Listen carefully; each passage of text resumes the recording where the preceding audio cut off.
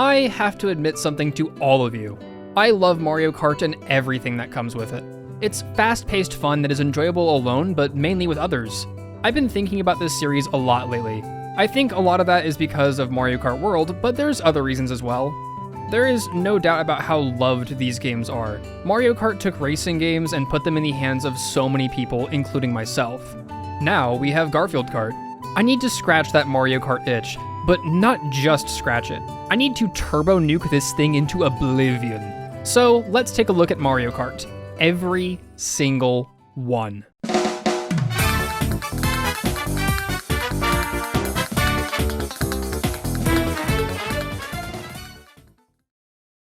Mario Kart began back in the early 90s as an idea floating around Shigeru Miyamoto's brain. This idea gained freedom in 1992 with the release of Super Mario Kart for the SNES, or the SNES for those of you who lack joy and whimsy. Super Mario Kart started basically everything we know about the series. Every Mario Kart game after this carries a bigger and better version of Super's DNA. So for any newer game fans, you'll recognize a lot of stuff here. Single-player Grand Prix is where I spend most of my time in these games. This is where you get those high-octane races, the laps upon laps of close, clean racing, trying your hardest to get that first-place finish and win back-to-back to secure a trophy. Here, that's still true, but like in an early 90s way. This isn't bad though, and it's actually still really fun. My play here was very casual. I wasn't always trying for first, and that's honestly how I like playing Mario Kart.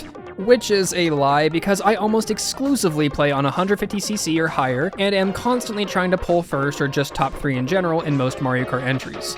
But I am telling the truth here as well, because my knowledge of the later entries meant almost nothing when all of that QOL was stripped away. Because I spent most of my time learning, I just did my best on each track and went with the flow. Once I got past the learning curve, my time was spent cracking out wins at 100cc. This was to unlock both 150cc and the Special Cup. Super Mario Kart is definitely the grandfather of the series. It's of its time for the most part, but not unenjoyable. There's a lot of charm to it that is lost with the following entries, but I think some of it is for the best. Except with the characters. This was a promising, albeit very weird, start to goofy Mario Kart rosters. There are 8 total, mostly being the characters you've come to know, but it's also the one and only Mario Kart to feature DK Jr. There are a few things here and there that I'm not too fond of when it comes to Super. I won't get into those now because the next Mario Kart fixed almost all of them. And then it did a line of coke and shot Mario Kart into a whole new dimension. The third dimension. Mario Kart 64 hit the scene 4 years after Super Mario Kart. This is the first of the non-Super Mario Karts, but don't let that fool you. Mario Kart 64 is everything Super Mario Kart could have dreamed of being and more. It's the first Mario Kart to be in true 3D, and the developers took full advantage of that. MK64 goes above and beyond in delivering both the peak version of the older Mario Kart style, while equally setting up the series for its future.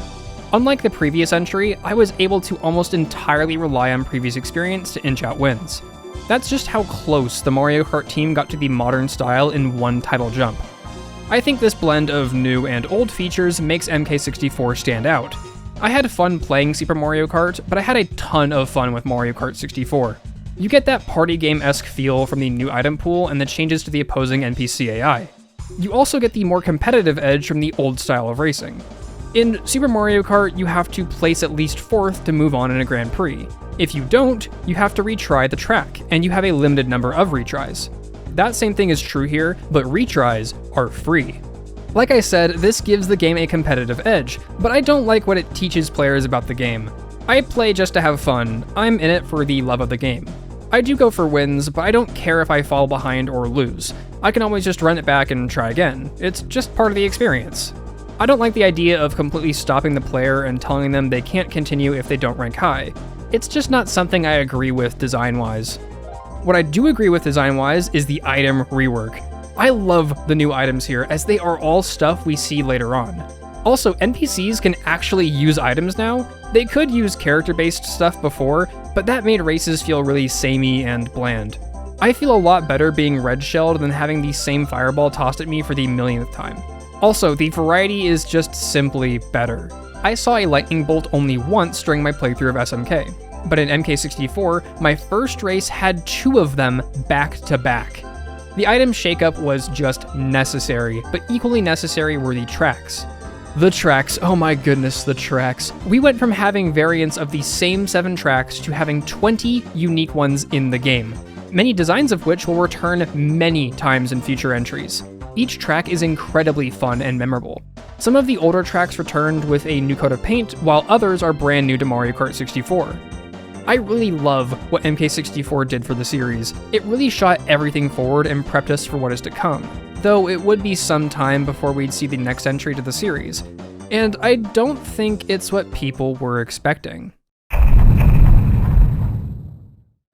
5 years later, in the year of our Lord 2001, Mario Kart Super Circuit hit the scene.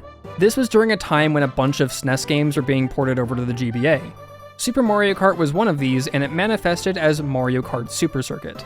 This was both a step backwards and forwards for Mario Kart. That's because this is in fact a remake of the first game, not just a port. Super Circuit isn't just SMK on the GBA, it's also 64 and Super's love child.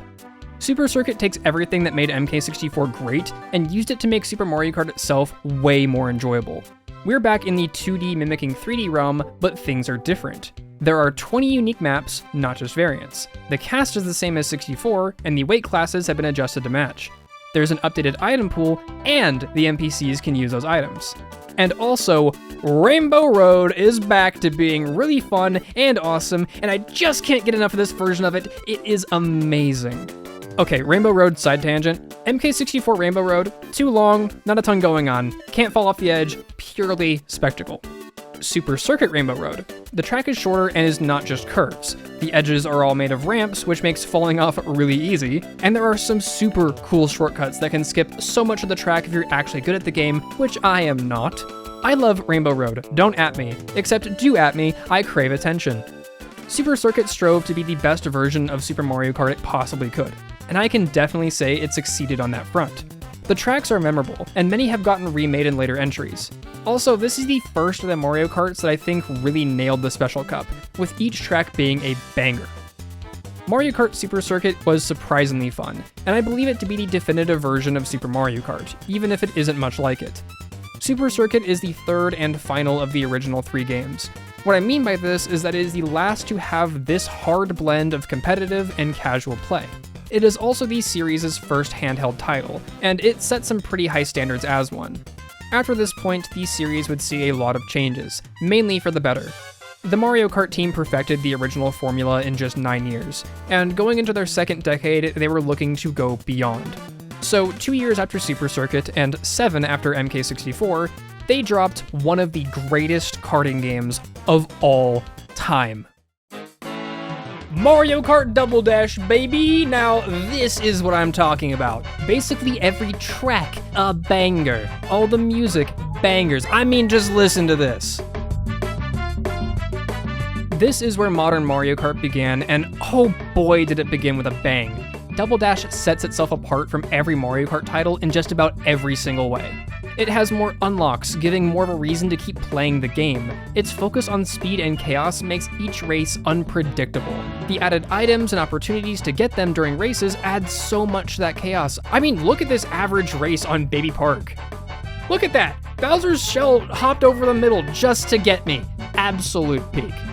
So many things went right with this game. Double Dash is consistently referred to as one of the best games in the series. At times, I've heard it referred to as the best game in the series. I personally disagree with that, but I can totally see why people see it that way. Double Dash doubled down on the party elements of the series, focusing on making a more wild and goofy experience than one meant for competition. I mean, come on, you get 2 racers with special character items, a feature which, as far as I'm aware, never returned after this. This is the middle era of Mario Kart. It's where the development team took a step back and decided to mess around and have fun. They worked on improving the existing aspects of the series while also focusing on bringing out the more reserved ones. They also did a ton of work innovating on new ideas and bringing Mario Kart into a new age. Replaying this game for this video genuinely put a massive smile on my face. If you were to ask me to play any cup, I would gladly do it. The pace here is perfect for me. You get to move fast no matter what CC rank you play. On top of that, this was the game to introduce drift boosting. Drifts for many turns are easier to do and more viable during races. With all the good it does, Double Dash seems bulletproof, but it isn't. I would say Double Dash's main flaw is the pace. There aren't many items that allow you to get ahead of the pack if you fall behind. Well, there are, but there's no guarantee that they're actually going to be useful. I had a few races where I fell behind, and even with clean racing and several red shells, I was only able to crank out a 5th or 4th place spot. If you can get far ahead, you can stay ahead, and sometimes that's just not very fun. Regardless of all of that, Double Dash is hands down one of my favorite karting games. I really hope Nintendo adds it to the NSO GameCube collection. More people need to experience this masterpiece. The 2000s was the peak era of Mario Kart. This is the point in the series where a lot of people got introduced to Mario Kart. It's the point where I would first experience Mario Kart in all its glory. That being with the next title on our list, the second handheld game aptly titled Mario Kart DS. Mario Kart DS was my very first Mario Kart, and man was it a trip. There was a period of time where this was my most played game ever, which is funny since I got less than half of the unlocks. I honestly feel like Mario Kart DS was the single best drop-in-and-go introduction to the series. At least it was for the time. DS primarily delivered more existing features to the single-player side of the series. I've been skipping over so much from the older games because those things were locked to multiplayer. Here, almost all of that stuff is accessible in single-player.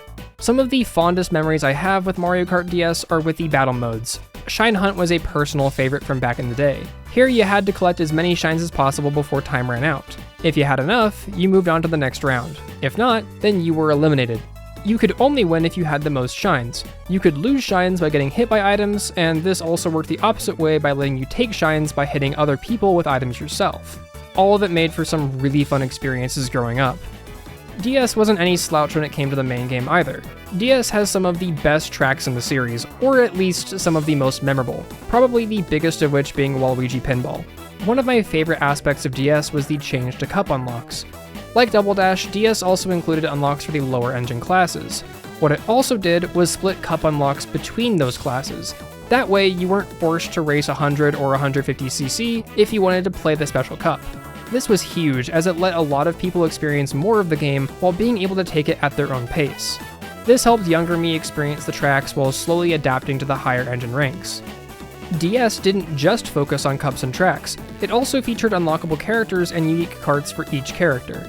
This is actually where my unhealthy obsession with Luigi was born, because driving a vacuum is just the coolest thing. Mario Kart DS did so much to elevate the Mario Kart experience. Some stuff, however, never made it out of DS, even though I think they should've. The big one being the mission mode. This was effectively DS's campaign and had you doing various different tasks for a rank. Completing all of them let you face a boss before moving on. I had fonder memories of this before replaying them for this video. As cool as the concept is, these were kinda mediocre, though it's still something we've never seen before in the series and wouldn't see again for a very long time. Mario Kart DS was my favorite game at one point in time, though that wouldn't last too long because just around the corner was a new title that wasn't just made for you or me, but a collective we. Mario Kart Wii is hands down, to this very day, my favorite Mario Kart game. This is probably the single most beloved title in the entire franchise, and for good reason. Mario Kart Wii is just fun. That's it. It's crazy, wild fun that also involves motion controls. The Wii in general was a casual-focused family system, so it makes sense that the Mario Kart attached to it would be nothing short of that. Mario Kart Wii followed up DS by improving further on the concepts presented there, continuing to open up access to features in single-player and adding incentives to keep playing through unlockables. The biggest set of unlockables in Wii are the characters. The base roster is pretty good, but it gets better as you unlock more racers. Like always, I main Luigi and Peach in this game, though you shouldn't just pick one or two characters because there are many different karts in Wii, and there's some gas hidden behind some of the weight classes. Mario Kart Wii is usually placed in S tier for its tracks, and I have to agree. Wii has an incredibly vibrant set of tracks that are featured in each cup, both Nitro and Retro.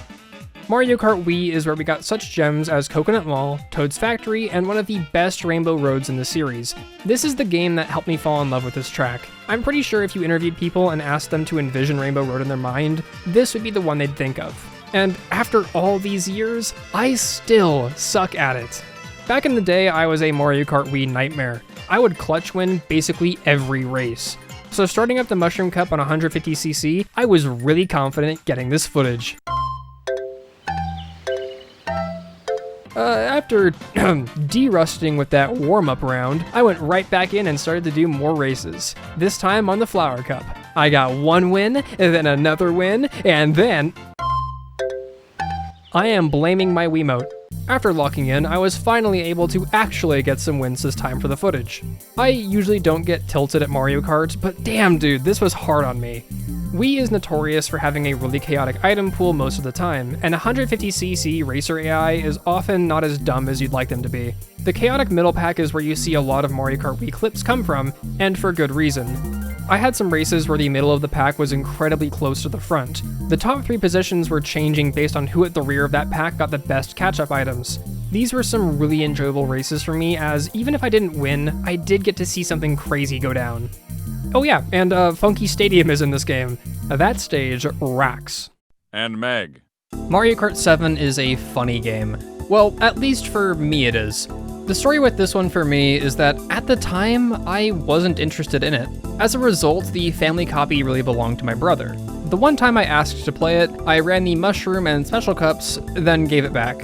And then I never played it again. Well, that was up until making this video.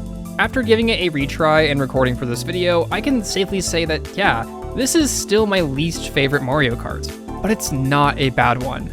Mario Kart 7 was the logical step forward for the series. Wii was just too unique and arguably shouldn't have been done a second time. As such, the only remnants of Wii in 7 are in the trick system. Mario Kart 7 has some pretty great tracks, and the cups, both Nitro and Retro, are fairly well put together. I would even argue that some are among the best the series has. 7 has the easiest unlocks, and in general just feels like an easier game. It's a far more accessible Mario Kart, way more than any of the previous titles. I wouldn't recommend it to a beginner today, but it's definitely up there. The cast is pretty great too, with this being the first entry to include playable Shy Guy. I really love the new kart system, letting you mix and match parts to make your own set of karts. I love customization options in games, and I feel like this was the perfect addition to the series. Where 7 fails to grab me, however, is in its gameplay. Many of the tracks are wide, with trick spots and boosters on the outer edges of turns. Taking these, however, is usually a bad idea, as drifting the inner curves cut that much off your travel distance. This puts you at a disadvantage for trying fun paths. The NPC AI is much dumber than before, with many making decisions that outright lose them races. These two things combined are what make this game feel so much easier and are what pushed me away from this title. I didn't feel challenged by the races. This lack of effective challenge made me feel like I wasn't racing anymore, just driving a cart around a loop. The item pool usually makes up for this, but unfortunately this is the most balanced the items have been up to this point. The middle pack feels less chaotic, and the unique Lucky 7 item is far too rare for what you end up getting. In my 2 hours of recording for this part of the video, I only managed to pull this item once, and it was shocked out of my hands literally seconds later. It was clear to me back then and now that 7 was missing something. It was a great concept, but there was a feeling that it wasn't quite finished. It wouldn't be too long though until we got to see what 7 wanted to be. Mario Kart 8 hit the scene on the Wii U just 3 years after 7 dropped. 8 was exactly what 7 was trying to be. A much more beginner-friendly but still enjoyable Mario Kart. It did, however, introduce paid DLCs to the franchise, which I hated back then and I still despise now. I liked 8, but I love its better half, so I'll stop talking about it here and move on to the much more illustrious Mario Kart 8 Deluxe. Finally getting to this game after going through all the others felt super weird. Mario Kart 7 definitely felt more modern, but it still felt like a game made for its time. Mario Kart 8, however, feels like it could have come out recently. 11 years of this game and it still holds up. The first race I did felt like I was de-rusting. Not because I'd been away for so long, but because I had built up so much muscle memory and understanding of the older titles. Playing 8 required me to briefly update everything I knew back to modern. Once I had that covered, there was no going back.